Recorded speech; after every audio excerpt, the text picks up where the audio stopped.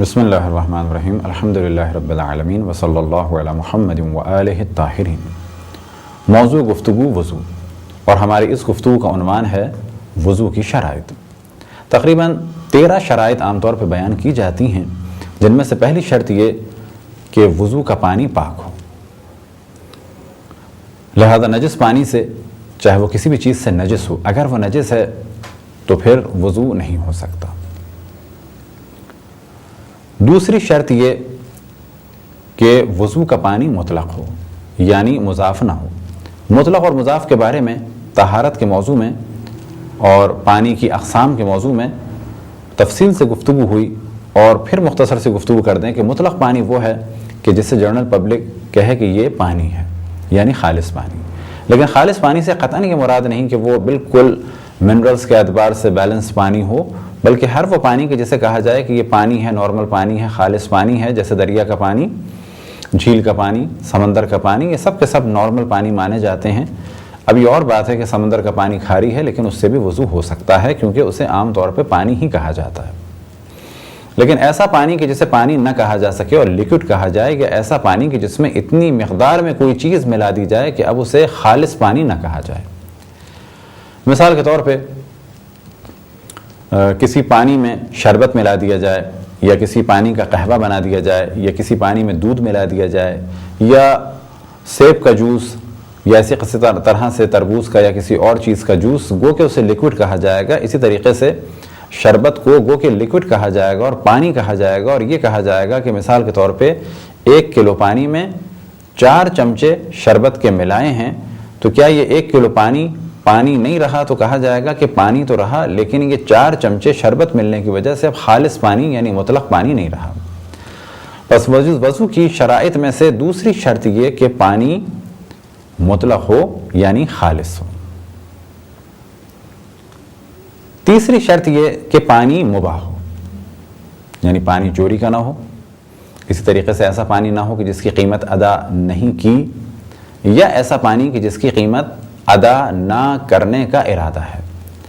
مثال کے طور پہ ایسا پانی کہ جس کی قیمت ادا نہ کرنے کا ارادہ ہے۔ فرض کریں کہ کوئی پانی خریدتا ہے اور پیمنٹ مہینے کے آخر میں کرتا ہے، اور اس کا ارادہ یہ ہے کہ میں اس کا پیمنٹ نہیں کروں گا،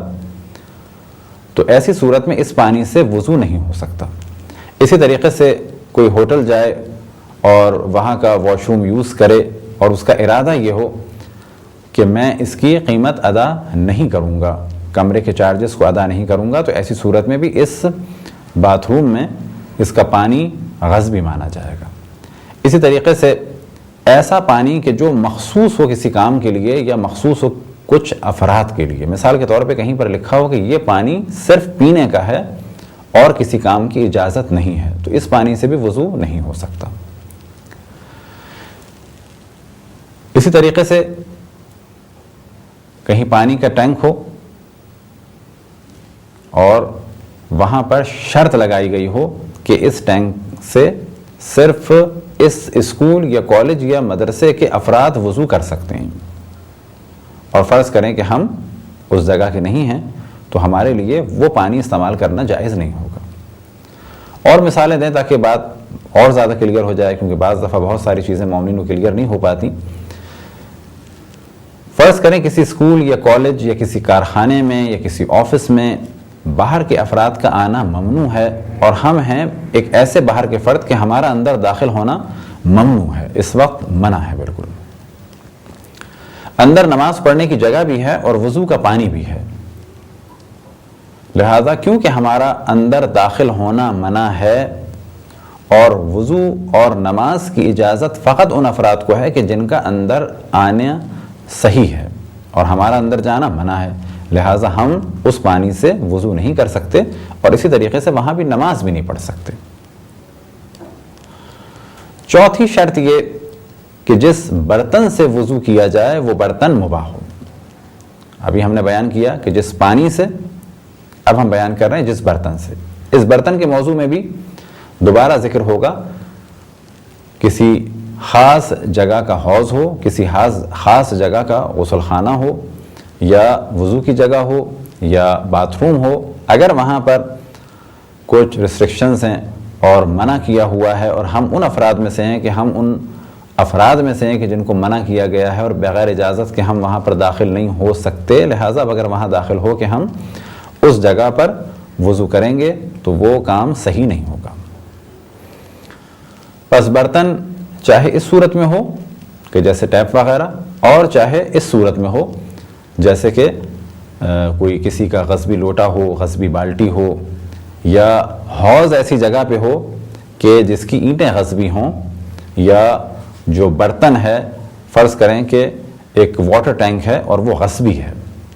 اب یہ واٹر ٹینک لوہے کا بھی ہو سکتا ہے، یہ واٹر ٹینک پتھر کا بھی ہو سکتا ہے اور اس کی اینٹیں غصبی تھیں۔ اسی طریقے سے وہ پلاسٹک کا ایک واٹر ٹینک ہو جو وضو کے لیے استعمال ہو رہا ہو اور اس کے پیسے نہ دیے گئے ہوں، یعنی چوری کیا گیا ہو یا اس کے پیسے مار لیے گئے ہوں، تو ایسا واٹر ٹینک بھی غصبی ہے اور اگر ہمیں علم ہو تو اس سے وضو صحیح نہیں ہوگا۔ اب اسی طرح سے توجہ رہے کہ جب کہا جائے غصبی تو اس کے معنی یہ نہیں ہے کسی کا برتن چرا لیا فقط وہ غصبی ہے، بلکہ اس جانب بھی توجہ رہے کہ جو پرابلم ہمارے انڈیا پاکستان میں بہت زیادہ ہے، فرض کریں کسی کے والد کا انتقال ہو گیا تو ہمارے عام طور پہ جو ذہنوں میں ڈالا گیا ہے اور بالکل غلط تصور ہے، تعلیمات قرآن و اہل بیت کے بالکل مخالف ہے، اور اس موضوع کو ہم عام طور پر 100 و 40 برسی میں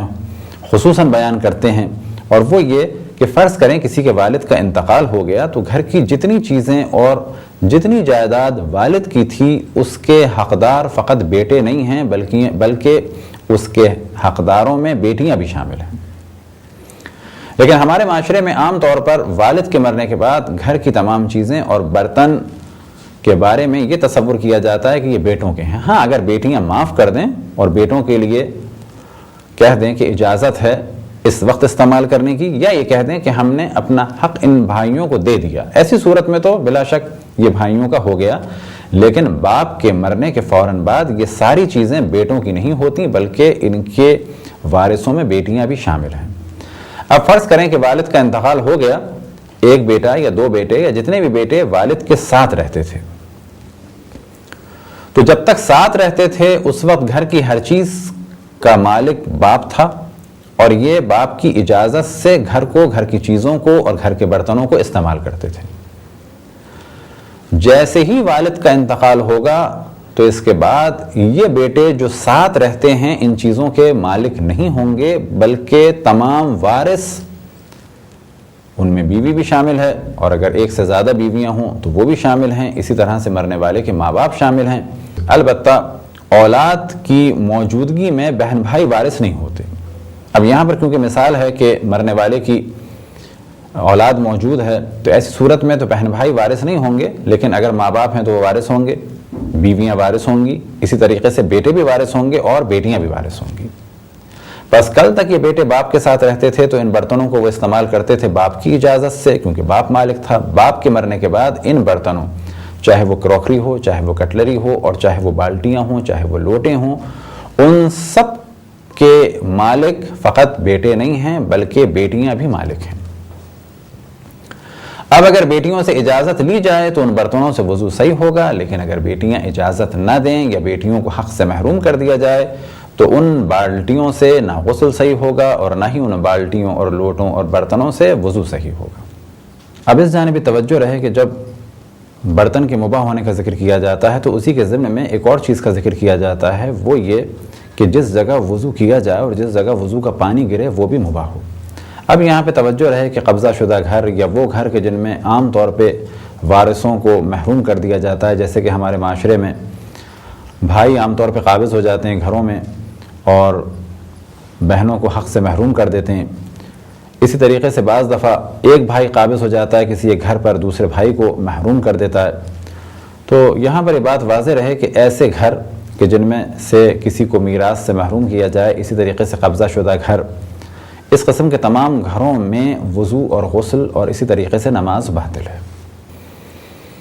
پانچویں شرط یہ کہ جس برتن سے وضو کیا جائے وہ خالص سونے یا چاندی کا نہ ہو۔ اگر وہ خالص سونے یا چاندی کا ہے تو اس سے وضو بھی باطل ہے اور غسل بھی باطل ہے، لیکن اگر اس میں کناروں میں سونے کی پالش ہے یا اوپر نیچے سونے کی پالش ہے تو اس سے وضو باطل نہیں ہے اور وضو کیا جا سکتا ہے۔ اسی طریقے سے یہ موضوع ہے خالص سونے کا، نہ ہر اس برتن کے بارے میں کہ جسے گولڈن کہا جائے. گولڈن عام طور پہ جب کہا جاتا ہے تو اس سے مراد ہوتی ہے گو کہ گولڈ سونا, اور گولڈن سے مراد ایک یہ بھی ہے کہ سونے کی چیز. لیکن عام طور پہ جب کہا جاتا ہے کہ یہ برتن گولڈن ہے تو اس سے مراد عام طور پہ جو لی جاتی ہے عام طور پر مراد ہوتی ہے گولڈن کلر ہے. لہذا اگر گولڈن کلر کا کوئی برتن ہے یا یہ کہ وہ چینی کا اور شیشے کا ہے اور اس کے اوپر سونا چڑھا ہوا ہے, مثال کے طور پہ ایک شیشے کا برتن ہے, چینی کا برتن ہے اور گولڈ پلیٹڈ ہے, تو گولڈ پلیٹڈ ہونا الگ چیز ہے. یہاں پر موضوع ہے کہ سونے کا برتن. خالص سونے سے کیا مراد کہ اسے جنرل پبلک کہے کہ یہ سونے کا ہے. گولڈن یا سونے کے پانی سے اگر کوئی برتن ہے سجایا گیا ہے تو اس سے وضو یا غسل باطل نہیں ہے. لیکن ہاں اگر وہ خالص سونا ہے, اب یہاں خالص سونے پہ ممکن ہے کوئی کہے کہ یہ ہمارا برتن 18 کیرٹ کا ہے, تو کہا جائے گا یہ بھی خالص سونا ہے. یہاں پر خالص سے مراد 24 یا 22 نہیں ہے, اور نہ خالص سے مراد 18 کیرٹ نہیں ہے, بلکہ جس برتن کو بھی کہا جائے کہ یہ برتن سونے کا ہے اور یہ برتن چاندی کی ہے. چاندی سے مراد پیور سلور, جرمن سلور اس میں شامل نہیں ہے. اسی طرح سے پاکستان انڈیا میں کچھ لوگ گھروں میں ایلومینیم کے برتنوں کو سلور کا برتن کہتے ہیں, تو ایلومینیم کے برتن در حقیقت ایلومینیم کے ہیں, سلور کے نہیں ہیں, اور ان میں یا ان کے ذریعے سے وضو کیا جا سکتا ہے.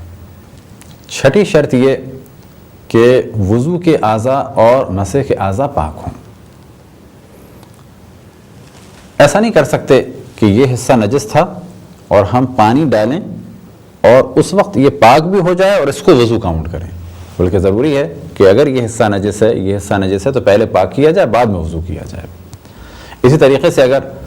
ہاتھ نجس ہیں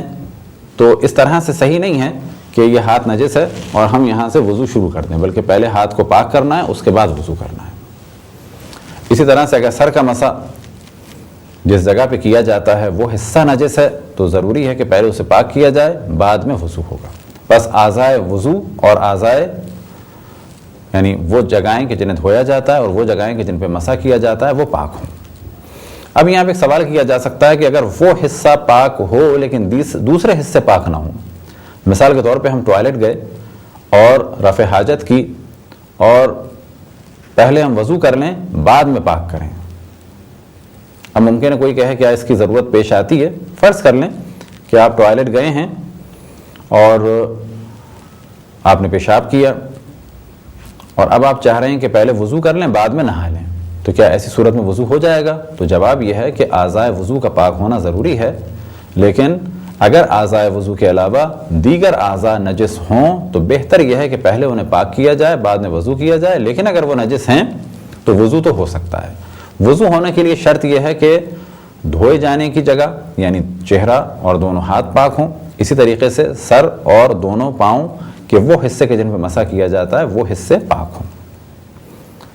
ساتویں شرط یہ کہ وضو کے لیے اتنا وقت ہو کہ وضو ہو سکتا ہو. اب یہاں پر وقت کی مثال اس طرح سے بھی ذہن میں رکھیں کہ فرض کریں کہ صبح آنکھ کھلی اور آدھا گھنٹہ باقی ہے اور ہم یہ جانتے ہیں کہ اس وقت پانی لانے میں ہمیں آدھے گھنٹے سے زیادہ لگ جائے گا اور گھر میں بالکل پانی نہیں ہے, دور کہیں جانا ہوگا, تو کیونکہ نماز قضا ہو جائے گی اور پانی بہت دور سے لانا ہے تو اب یہاں پر ہمیں تیمم کر کے نماز پڑھنی ہوگی. لیکن اگر آدھا گلاس ہی پانی موجود ہے تو جو ہم نے طریقہ وضو میں بیان کیا کہ حتیٰ آدھا گلاس سے بھی واجب وضو ہو سکتا ہے, مستحبات کو چھوڑنا ہوگا. اسی طریقے سے اگر چند منٹ باقی تھے اور ہم نے واش بیسن پہ جا کے نل کھولا, دیکھا پانی نہیں ہے, اب اگر ہم جائیں اور موٹر کو اسٹارٹ کریں اور موٹر اسٹارٹ ہونے کے بعد اوور ہیڈ ٹینک سے پانی آتے آتے فرض کریں کہ 15 منٹ لگ جائیں گے اور 15 منٹ ہی باقی ہیں نماز قضا ہونے میں, تو ایسی صورت میں بھی ہمیں تیمم کرنا ہوگا. لیکن اس جانب توجہ رہے کہ اگر گھر میں کسی گلاس میں یا بوٹل میں یا کسی بھی جگہ پر پانی ہے تو پہلے مرحلے میں ہمیں اس پانی سے وضو کرنا ہے, جب تک وہ پانی موجود ہے ہم تیمم نہیں کر سکتے. یا یہ کہ تیمم کی مٹی ہمارے سامنے تھی اور ہماری آنکھ کھلی فجر پہ اور فقط 2 منٹ باقی رہ گئے اور ہم یہ جانتے ہیں کہ اگر ہم اس دوران گئے اور وضو کیا تو نماز کا ٹائم گزر جائے گا، ایسی صورت میں لازم ہے کہ تیمم کر کے نماز پڑھی جائے تاکہ نماز قضا نہ ہو۔ اب اس جانب توجہ رہے کہ بعض دفعہ تیمم کے لیے مٹی حاصل کرنے میں زیادہ ٹائم لگتا ہے بنسبت پانی سے وضو کرنے میں، کیونکہ عام طور پہ گھروں میں پانی تو میسر ہوتا ہے لیکن تیمم کے لیے مٹی نہیں ہوتی، تو بہتر ہے کہ گھر میں کسی ایک ٹرے میں یا کسی جگہ میں مٹی اتنی رکھی جائے کہ جب بھی ضرورت پڑے انسان تیمم کر سکے۔ بس 7ویں شرط یہ وضو کے صحیح ہونے کی کہ اتنا وقت باقی ہو کہ وضو کیا جا سکے۔ 8ویں شرط وضو کے صحیح ہونے کی یہ کہ وضو قربتاً اللہ کیا جائے، یعنی اللہ سبحانہ و تعالیٰ کے حکم پر عمل کرتے ہوئے اللہ سبحانہ و تعالیٰ کی خوشنودی کے لیے وضو کیا جائے۔ ہاں، اگر وضو کرتے ہوئے پانی اچھا لگتا ہے یا یہ ذہن میں آتا ہے کہ اچھا ہوا کہ چہرہ بھی صاف ہو گیا، یا یہ کہ آنکھوں کو سکون ملتا ہے، تو ایسی صورت میں وضو صحیح ہے، لیکن اصل وضو یعنی جو وضو ہم کرنے جا رہے ہیں اس کے بارے میں ہمیں یقین ہونا چاہیے کہ اللہ سبحانہ و تعالیٰ کی خوشنودی کے لیے۔ خوشنودی سے اور کیا مراد لی جا سکتی ہے کہ فرض کریں کہ ہم نماز پڑھنے جا رہے ہیں اور کسی کو دکھانے کے لیے نہیں پڑھ رہے، نماز کے لیے وضو ضروری ہے، ہم نے وضو کر لیا، یہ بھی اللہ سبحانہ و تعالیٰ کی خوشنودی حاصل کرنے کے لیے وضو کیا گیا۔ لیکن فرض کریں کہ کوئی شخص نماز نہیں پڑھتا یا یہ کہ اس وقت اس کا نماز پڑھنے کا ارادہ نہیں تھا، یہ کچھ لوگوں پہ امپریشن ڈالنے کے لیے، کچھ لوگوں کو دکھانے کے لیے، چاہے گھر میں ہو چاہے آفس میں ہو، انہیں دکھانے کے لیے وضو کر رہا ہے تو یہ وضو باطل ہوگا۔ اب یہاں پہ ایک سوال بعض دفعہ ذہن میں آتا ہے کہ ماں باپ بعض دفعہ اولاد سے کہتے ہیں کہ نماز پڑھو، وضو کرو، تو کیا ایسی صورت میں یہ وضو قربتاً اللہ مانا جائے گا یا نہیں مانا جائے گا؟ ایسی صورت میں یہ وضو قربتاً اللہ مانا جائے گا، کیونکہ ماں باپ نے فقط سختی کی ہے کہ نماز پڑھو، لیکن یہ نہیں کہا کہ جو وضو کرو وہ دکھانے کے لیے کرو۔ اب اگر ماں باپ کے کہنے پر کوئی شخص اٹھتا ہے اور اٹھنے کے بعد وضو کرتا ہے پھر نماز پڑھتا ہے، تو یہاں پہ سوال اس سے کیا جائے گا کہ تمہارا ارادہ اللہ کی خوشنودی تھا یا نہیں تھا۔ ہاں، یہ ممکن ہے کہ اللہ کی خوشنودی ارادہ ہو لیکن ساتھ ہی ماں باپ کا بھی خوف ہو، ایسی صورت میں وضو بھی صحیح ہوگا اور غسل بھی صحیح ہوگا، اسی طرح سے نماز بھی صحیح ہوگی۔ 9ویں شرط یہ کہ جو طریقہ بیان کیا گیا ہے، جو ترتیب بیان کی گئی ہے اس کے مطابق ہو، یعنی پہلے نیت ہوگی، پھر چہرے کو دھویا جائے گا اور اس کے بعد سیدھے ہاتھ کو، پھر الٹے ہاتھ کو، پھر سر کا مسح، پھر سیدھے پاؤں کا مسح اور بعد میں الٹے پاؤں کا مسح۔ اب اگر اس ترتیب کے برخلاف کام کیا جائے، مثال کے طور پہ پہلے الٹے ہاتھ کو دھو لیں بعد میں سیدھے ہاتھ کو، یا پہلے ہاتھوں کو دھو لیں بعد میں چہرے کو دھوئیں، یا پہلے پاؤں کا مسح کر لیں بعد میں سر کا مسح کریں، تو کیونکہ ترتیب ڈسٹرب ہو جائے گی وضو باطل مانا جائے گا اور وضو صحیح نہیں ہوگا۔ 10ویں شرط یہ کہ وضو کے عمل میں بہت زیادہ فاصلہ نہ ہو، اور اس شرط کو کہا جاتا ہے موالات، یعنی ایک کے بعد ایک ہو۔ ایسا نہ ہو کہ پہلے ہم نے چہرہ دھویا اور اس دوران بیل بجی اور ہم چلے گئے اور چہرہ خشک ہو گیا، آنے کے بعد ہم نے سوچا کہ چہرہ تو دھو لیا تھا، اب دونوں ہاتھ دھو لیتے ہیں اور پھر سر کا مسح اور پھر پاؤں کا مسح، یا یہ کہ چہرہ دھو لیا ہاتھ دھو لیا پھر ہم چلے گئے، پھر واپس آئے اور آنے کے بعد باقی کام کو انجام دیا۔ تو اگر اتنا زیادہ فاصلہ آئے، اب سوال یہ پیدا ہوتا ہے کہ فاصلے سے کیا مراد ہے، 1 منٹ یا 2 منٹ؟ تو فاصلے سے مراد یہ ہے کہ اگر ہم نے چہرہ دھویا اور دھونے کے بعد کسی کام میں مصروف ہو گئے اور جب واپس آئے تو چہرہ سوکھ چکا ہے، تو اس صورت میں کہا جائے گا کہ اب ہمیں دوبارہ وضو شروع کرنا ہوگا۔ لیکن اگر ہم نے چہرہ دھویا اور دھونے کے بعد فون آ گیا، ہم نے موبائل سے فون اٹینڈ کیا، اٹینڈ کرنے کے بعد آدھے منٹ کی بات تھی یا 10 سیکنڈ کی بات تھی، اور اس کے بعد چہرہ ہمارا گیلا تھا، باقی کام ہم نے موبائل اٹینڈ کرنے کے بعد اگر انجام دیا، تو یہاں پر کہا جائے گا کہ وضو صحیح ہے، فاصلہ واقع نہیں ہوا، یعنی موالات ڈسٹرب نہیں ہوئے۔ 11ویں شرط یہ کہ وضو کے کاموں کو خود انجام دیا جائے۔ اس مسئلے میں بہت زیادہ کنفیوژن پبلک میں پایا جاتا ہے۔ فرض کریں کہ اگر ہم اس طرح سے بیٹھے ہیں اور کوئی لوٹے سے پانی ڈال رہا ہے ہمارے ہاتھ میں، تو یہ عمل بالکل صحیح ہے۔ لوٹے سے اس نے ہمارے ہاتھ میں پانی ڈالا، بعد میں ہم نے اپنا چہرہ دھویا یا ہاتھ دھویا۔ 11ویں شرط کہ جس کے معنی یہ ہیں کہ وضو کے کاموں کو خود انجام دیا جائے، تو یہاں پر اسے بیان کرنا ہوگا کہ وضو کے کاموں کو فرض کریں کہ کوئی بغیر حالت مجبوری، یعنی بیماری نہیں ہے، کسی قسم کا پرابلم ایسا نہیں ہے، فرض کریں کہ آپریشن ہوا ہے اور وہ جھک نہیں سکتا یا ہاتھ اس کے حرکت نہیں کرتے، تو ایسی صورت میں تو دوسرا شخص دھلائے گا۔ فرض کریں کہ بالکل ایک نارمل آدمی ہے اور وہ اس طرح سے ہاتھ رکھ دیتا ہے کہ میرا ہاتھ دھو، پھر دوسرا ہاتھ اس طرح سے رکھ دیتا ہے میرا یہ ہاتھ دھو، تو ایسے فرد کے لیے کہا جائے گا کہ تمہارا وضو باطل ہے، کیونکہ وضو کی شرائط میں سے ایک شرط یہ ہے کہ وضو کے کاموں کو اگر انسان انجام دے سکتا ہے اور کوئی مجبوری نہیں ہے تو خود انجام دینا ہوگا۔ تو یہاں تک تو گفتگو تھی صحیح و سالم افراد کی۔ اب یہاں پر ضمناً یہ بھی بیان ہو جائے، اور انشاءاللہ اگر اللہ سبحانہ و تعالیٰ نے توفیق عطا فرمائی تو بعد میں پریکٹیکلی وضو کر کے دکھایا جائے گا ان افراد کو مد نظر رکھتے ہوئے کہ جو بیمار ہیں۔ فرض کریں کہ کوئی بیمار ہے اور اس کے ہاتھ حرکت نہیں کرتے، تو وہ وضو کی نیت خود کرے گا، کیونکہ ہاتھ اس کے حرکت نہیں کرتے اور وہ ہاتھ سے کام نہیں لے سکتا، تو کوئی دوسرا شخص اس کا چہرہ دھوئے گا۔ فرض کریں ٹب لگا دیا، دوسرے شخص نے چہرہ دھو دیا، لیکن نیت ہمیں کرنی ہے۔ اس کے بعد وہ ہمارا سیدھا ہاتھ دھلائے گا، پھر اس کے بعد الٹا ہاتھ دھلائے گا۔ ہاں، اگر ہمارے ہاتھ میں حرکت تو نہیں ہے لیکن ہم اس طرح سے ہاتھ کو پانی وہ ڈال دے اور ہمارا ہاتھ اس طرح سے اپنے ہاتھ کے ذریعے سے پھیرا دے تو کہا جائے گا یہ عمل صحیح ہے۔ لیکن اگر ہمارا ہاتھ پھیرا بھی نہیں جا سکتا، فرض کریں کہ ہاتھوں میں پلاسٹر ہے اور اس طرح سے ہاتھ یہاں تک نہیں پہنچ سکتا، یا یہ کہ راڈ ڈلی ہوئی ہے اور ہاتھ حرکت نہیں کر سکتے، فقط اس طرح سیدھے رہتے ہیں، تو ایک دوسرا شخص نیت ہم کریں گے لیکن دوسرا شخص ہمارا چہرہ دھلائے گا اور ہمارے ہاتھ دھلائے گا۔ اب اگر یہ ہاتھ پہنچ سکتے ہیں پاؤں پہ تو ہمیں مسح کرنا ہے خود، لیکن کیونکہ ہاتھ حرکت نہیں کرتے تو دوسرا شخص ہمارا ہاتھ پکڑے گا اور ہمارے پاؤں پر اس طرح سے مسح کرائے گا۔ اور اگر یہ ہاتھ پہنچ ہی نہیں سکتا پاؤں تک یا سر تک، تو وہی وضو کرانے والا شخص یا کوئی اور شخص ہمارے ہاتھ سے تری لے کے اپنے ہاتھ سے ہمارے سر کا مسح کرے گا اور دونوں پاؤں کا مسح کرے گا۔ بس اس شرط کا تعلق ہے صحیح و سالم افراد سے۔ وضو کی 12ویں شرط یہ کہ پانی کا استعمال وضو کرنے والے کے لیے نقصان دہ نہ ہو۔ اب اس جانب توجہ رہے کہ نقصان بھی مختلف اقسام کے ہیں۔ اگر نقصان اتنا بڑا اور اہم نقصان ہے کہ جس سے جان جانے کا خطرہ ہو یا عضو ضائع ہونے کا خطرہ ہو، مثال کے طور پہ آنکھوں کا آپریشن ہوا ہے اور ہمیں یہ معلوم ہے کہ اگر اس وقت آنکھ میں پانی ڈالا تو آنکھ ضائع ہو جائے گی،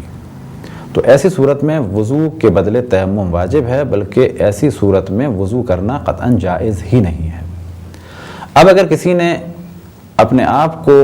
یعنی جان کو خطرے میں ڈالا یا اپنے کسی اہم عضو کو خطرے میں ڈالا، اب یہ ذہن میں رہے کہ ایک خطرہ اس قسم کا ہے کہ جان کا خطرہ ہے یا اہم عضو کے ضائع ہونے کا خطرہ ہے، یا یہ کہ کھال جلی ہوئی ہے اور پانی کھال پہ ڈالنا بالکل ڈاکٹر نے منع کیا ہے، کیونکہ جان بھی جا سکتی ہے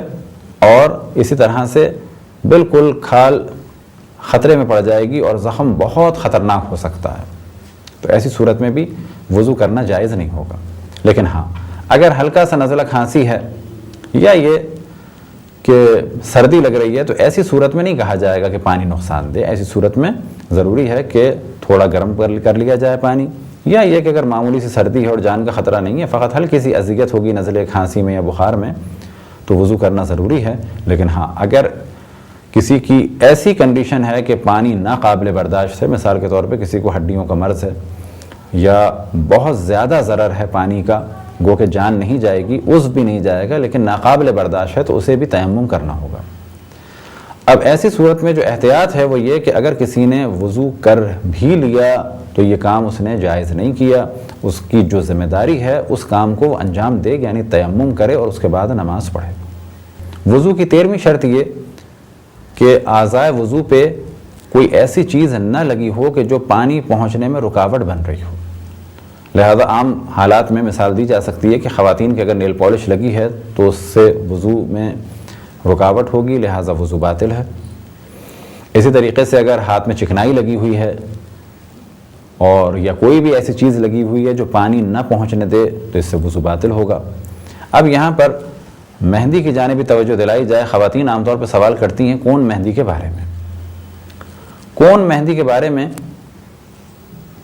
عام طور پر دو نظریات پائے جاتے ہیں خود خواتین کے درمیان۔ ان میں سے ایک یہ کہ کون مہندی فقط رنگ کی صورت میں ہے اور رکاوٹ نہیں ہے، اور دوسرا نظریہ یہ کہ کون مہندی میں سریش یا کچھ خاص کیمیکلز ڈالے جاتے ہیں کہ جس کے ذریعے سے ایک لیئر بن جاتی ہے۔ اب ہمارا کام ہے فقط مسئلے کو بتانا، اور آپ کا کام ہے یہ تحقیق کرنا کہ اس کون مہندی سے لیئر بنی ہے یا فقط رنگ چڑھا ہے۔ اب اگر فقط رنگ چڑھا ہے تو وضو ہو جائے گا، لیکن اگر ایک لیئر بن گئی ہے پلاسٹک جیسی یا سریش جیسی یا سمت بانڈ کے ذریعے سے یا کسی بانڈ کے ذریعے سے ایک لیئر سی بن چکی ہے، تو ایسی صورت میں کیونکہ وہ پانی نہیں پہنچنے دے رہی مہندی تو اس کو صاف کرنا ہوگا، اس کے بعد وضو ہوگا۔ رنگ کے بارے میں بھی توجہ رہے کہ رنگ مختلف اقسام کے ہیں۔ فرض کریں کسی نے زردے کا رنگ ہاتھ میں لگایا، یا جو عام فاؤنٹین پین کی بلیک یا بلو یا ریڈ انک ہے وہ کسی کے ہاتھ میں لگی ہے، تو یہ انک پانی پہنچنے میں رکاوٹ نہیں بنتی۔ یا وہ افراد کے جو کپڑے ڈائی کرنے کا کام کرتے ہیں، کون سی ڈائنگ جو پانی کے ذریعے سے ہوتی ہے، تو اس میں بھی رنگ چڑھتا ہے لیکن وہ رنگ پانی پہنچنے میں رکاوٹ نہیں ہوتا، تو ایسے افراد کا تو وضو ہو جائے گا ان رنگوں کے ساتھ بھی۔ لیکن اگر رنگ اس قسم کا ہو کہ جو پانی نہ پہنچنے دے، جیسے کہ آئل پینٹ ہو اور ایک لیئر بن جاتی ہو، تو وہ رنگ اگر لگا ہوا ہے تو پھر وضو نہیں ہو سکتا۔ ایک اور مثال دی جائے کہ بعض دفعہ چیز لگی بھی ہو لیکن وضو ہو جائے گا۔ مثال کے طور پہ کوئی رنگ کر رہا تھا دیواروں پر چونے کے ذریعے سے، اور مختصر سا چونا یہاں لگ گیا۔ اب یہ بھی رنگ ہے اور دیوار کا رنگ ہے، لیکن کیونکہ چونا ہے اور اتنا معمولی سا لگا ہوا تھا کہ یہ پانی پہنچنے میں رکاوٹ نہیں بنتا کیونکہ چونا پانی کو ایبزارب کرتا ہے،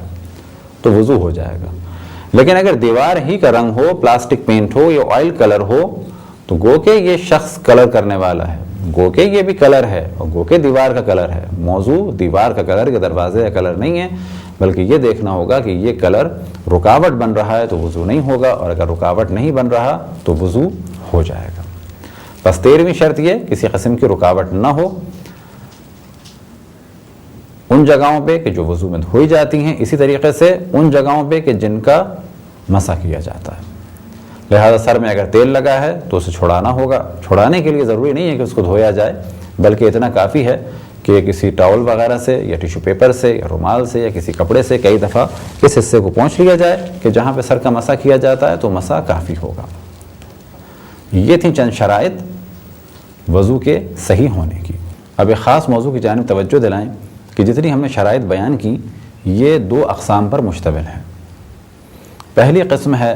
شرائط واقعی، یعنی اگر ان کے بارے میں پتہ ہو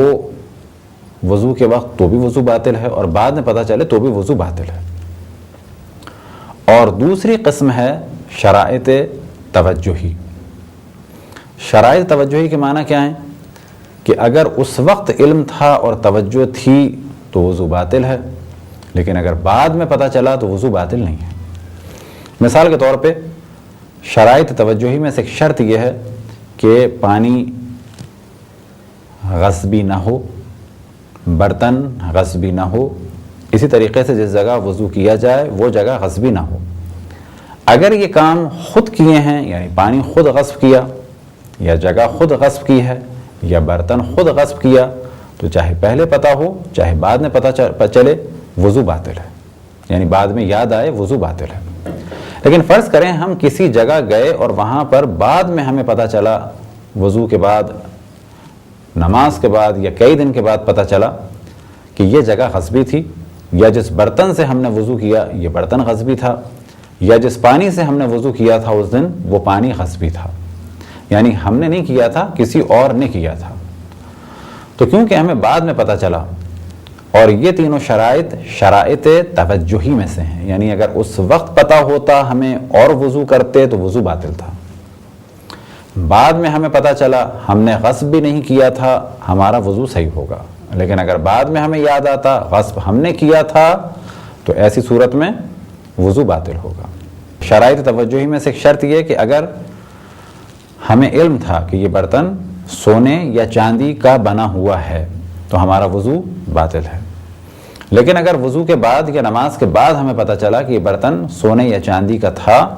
تو ہمارا وضو صحیح ہوگا۔ وجہ کیا ہے؟ کیونکہ سونے اور چاندی کے بارے میں جو شرط ہے کہ برتن سونے اور چاندی کا نہ ہو، یہ شرائط توجہی میں سے ہے۔ شرائط توجہی میں سے ایک شرط ہے وقت کے بارے میں، یعنی فرض کریں کہ ہمیں علم ہے کہ اگر وضو کریں گے تو نماز قضا ہو جائے گی، تو ایسی صورت میں وضو صحیح نہیں، لیکن ہمیں یہ علم تھا اور گھڑی ہماری یہ بتا رہی تھی کہ ابھی وقت باقی ہے، ہم نے وضو کیا، بعد میں ہمیں پتہ چلا کہ نماز قضا ہو گئی، ایسی صورت میں یہ وضو صحیح ہے، کیونکہ وقت کے بارے میں جو شرط ہے یہ شرائط توجہی میں سے ہے، یعنی اگر ہمیں پتہ ہوتا کہ نماز قضا ہو جائے گی تو ایسی صورت میں یہ وضو باطل ہوگا۔ اسی طریقے سے پانی کے نقصان دہ ہونے کے بارے میں ہم یہ سمجھتے تھے کہ پانی نقصان دہ نہیں ہے، ہم نے وضو کر لیا، بعد میں پتہ چلا کہ پانی نقصان دہ تھا تو جو ہم نے نماز پڑھی ہے وہ صحیح ہے، لیکن اگر ہمیں یہ معلوم ہوتا کہ پانی ہماری جان کے لیے یا پانی ہمارے کسی بڑے خطرے کا سبب ہے اور ہم وضو کرتے تو وضو باطل ہوتا، لیکن کیونکہ ہمیں نہیں معلوم تھا اور بعد میں معلوم ہوا کہ پانی نقصان دہ تھا تو ایسی صورت میں وضو صحیح ہے۔ ان کے علاوہ جتنی شرائط ہیں وہ سب کی سب شرائط واقعی ہیں۔ مثال کے طور پہ ہمیں 1 دن کے بعد یا 10 دن کے بعد پتہ چلا کہ جس پانی سے ہم نے وضو کیا تھا وہ پانی نجس تھا، تو وہ کہ ہمیں اس وقت بھی نہیں معلوم تھا، بعد میں معلوم ہوا، لیکن کہا جائے گا کہ پانی کا پاک ہونا شرائط واقعی ہے نہ کہ شرائط توجہی۔ اسی طرح سے دیگر مسائل کہ فرض کریں کہ ہم وضو کی ترتیب ہمیشہ غلط کرتے رہے، جب ہمیں پتہ چلے گی تو کہا جائے گا یہ وضو باطل ہیں، کیونکہ یہ کہ وضو ترتیب سے کیا جائے شرائط واقعی میں سے ہے۔ خداوند تبارک و تعالیٰ سے دعا ہے کہ بحق محمد و آل محمد ہمیں اپنے رسول اپنی حجتوں خصوصاً امام زمان علیہ السلام کی معرفت اور اطاعت کی توفیق عطا فرمائے۔ وصلی اللہ علی محمد و آلہ الطاہرین۔